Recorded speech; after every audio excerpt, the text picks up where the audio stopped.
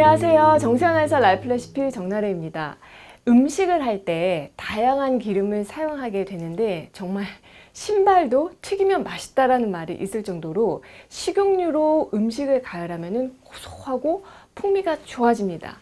그래서 달걀 프라이도 기름 듬뿍 넣고 거의 튀기는 수준으로 하면 훨씬 맛있잖아요.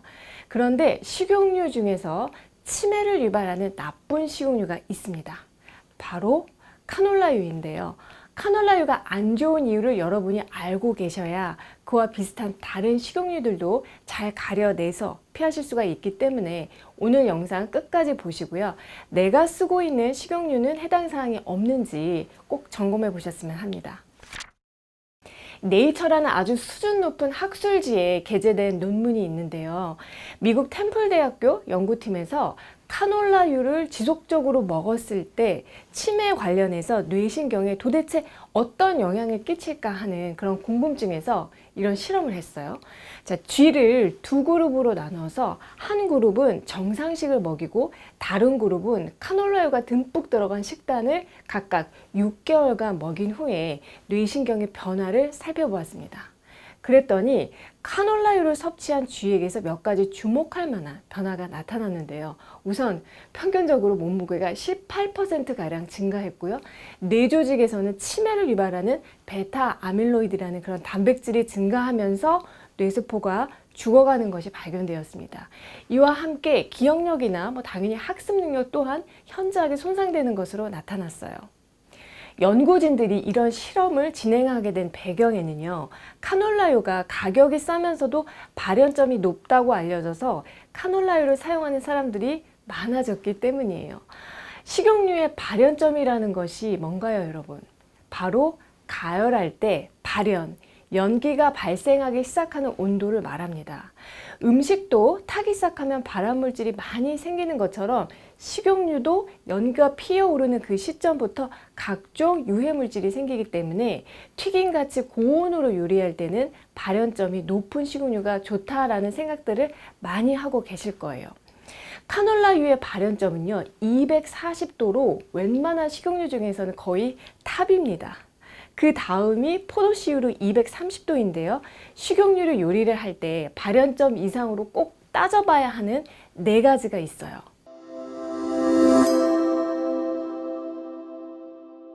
첫 번째로 기름을 일단 짜낸 다음부터는 신선도가 떨어지면서 산화되기 시작해요. 자, 쉽게 얘기해서 상하는 거죠. 그래서 산화 안정성이 얼마나 되는지를 따져봐야 하는데 발연점에 도달하지 않더라도 산화 안정성이 떨어지는 기름은 쉽게 산패합니다.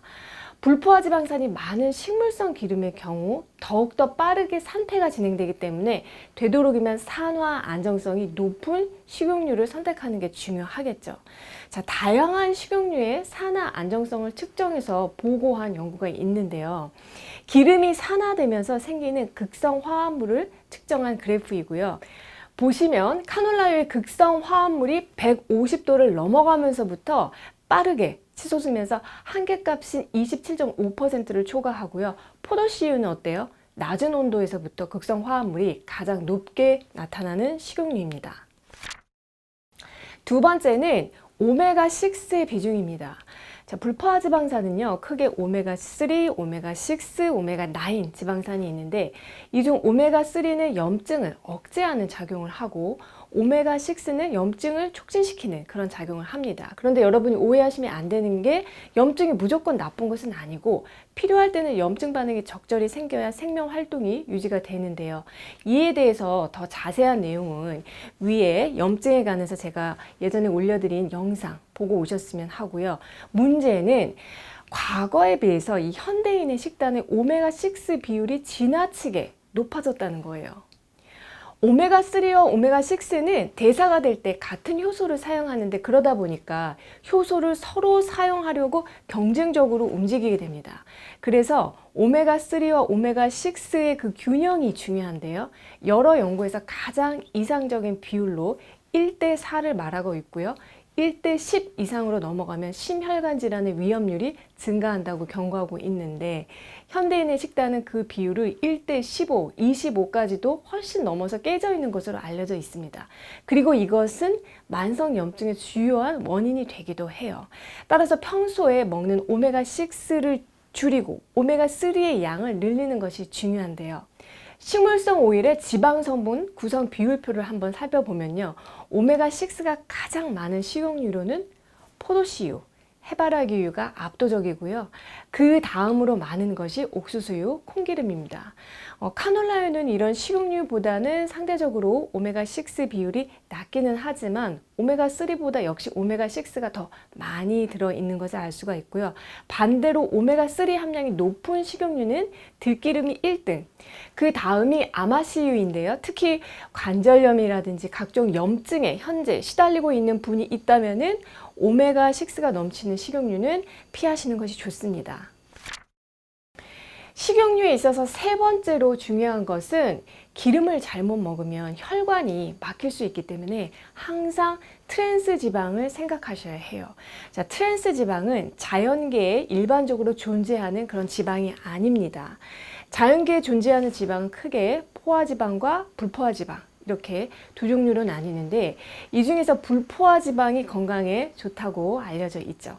우리가 주방에서 사용하는 대부분의 그런 식용유는 식물성 기름이고 식물성 기름은 동물성 기름보다 불포화지방산이 많습니다.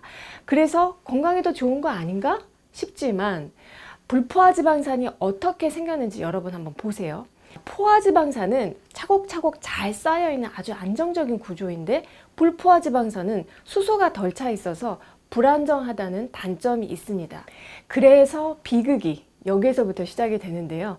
불포화지방이 풍부한 식물성 식용유는 가열하기 전에는 트랜스지방 함량이 0이거나 아주 미량이지만 추출 과정에서 가열을 하거나 혹은 조리 과정에서 가열을 하면은 분자 구조가 막 뒤죽박죽 되면서 제3의 지방인 트랜스 지방으로 변하게 됩니다.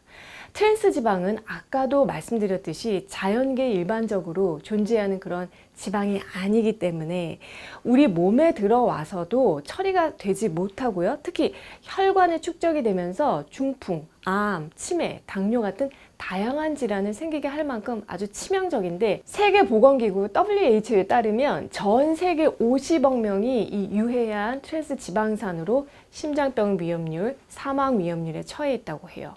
원인은 우리가 평소에 먹는 식용유 때문입니다. 그렇다면 가열을 했을 때 트랜스 지방이 가장 많이 생기는 식용유가 무엇일까요? 240도에서 6시간 동안 가열을 했을 때 트랜스 지방이 가장 많이 생기는 식용유는 포도씨유이고요. 그 다음이 카놀라유입니다. 이에 비해 올리브유, 아보카도유, 코코넛 오일은 이런 조건에서도 트랜스 지방화되는 그 비율이 상대적으로 매우 낮은 것을 확인할 수가 있습니다. 자, 물론 가정에서 기름을 6시간 동안 가열을 해서 쓰는 일은 거의 없겠지만 같은 조건에서 트랜스 지방이 가장 많이 생기는 식용유가 무엇인지는 우리가 알아둘 필요가 있고요. 또 이런 이유로 기름을 재탕해서 오래 사용한 그런 기름을 먹는 것은 독극물이나 다름이 없다고 할 수가 있어요. 마지막으로 기름을 어떻게 짜냈는지 그 추출 방법을 따져보는 것도 중요한데요. 포도씨유 아시죠, 여러분? 자, 전통적인 방식으로 압착을 하면은 100kg의 씨앗에서 물 한 컵 분량의 100ml를 추출한다고 합니다. 정말 적은 양이죠. 그런데 이렇게 희귀한 포도씨유를 어떻게 가정에서는 이만큼씩 저렴하게 구매를 할 수가 있을까요? 화학적인 방법을 썼기 때문이에요. 카놀라유도 종자에서 짜는 오일인데요.